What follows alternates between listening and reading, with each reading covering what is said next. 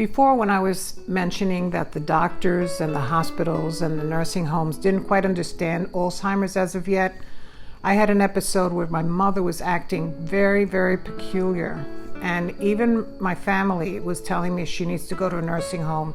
And her psychiatrist, her geriatric psychiatrist says, well, you understand what this means. You need to put her in a nursing home. I didn't, because I knew that she was trying to communicate. And one of the things of being a caregiver is that you understand the language of the person who's ill, even if they're not uttering a word. So what happened was that this turned out to be a 55-pound tumor. And had I put her in a nursing home, she would have passed away 10 years earlier. Nursing homes are another subject in and of themselves. You know, as a caregiver, if you really care about your loved one, you have to do your homework and find out which is the best one for your family member.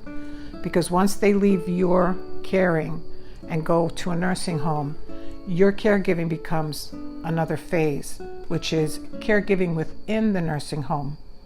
And believe me, they don't like it. So, you know, it never ends basically until that person passes away.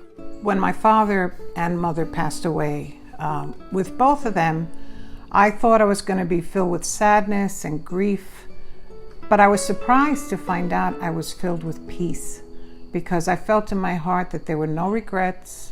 I did everything I could for my parents. They did everything they could for me, and I surrendered them to God. So I was very peaceful when they passed away.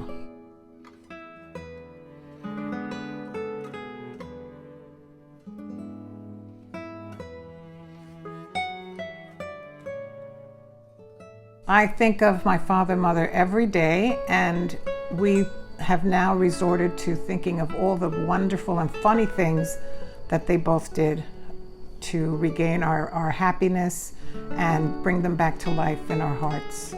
It was a great experience. It's not for everybody, but still and yet, you know, we think of them dearly and fondly, and the pain of their illness is gone.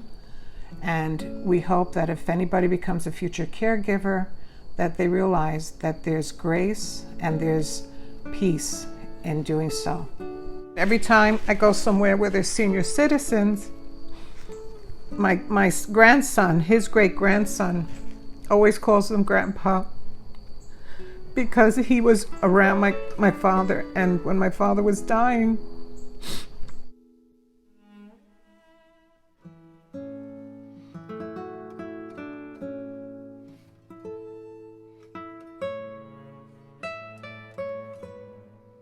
for those who are beginning caregiving now, like I said previously, there are so many options and so many support groups that they can reach out to.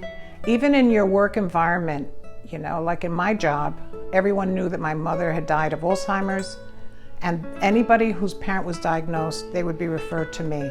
So there's always somebody out there that can help you, but try your best to deal with the support groups that are set up for something like this. Caregiving is not easy. It's not for everyone, but it's rewarding at the end.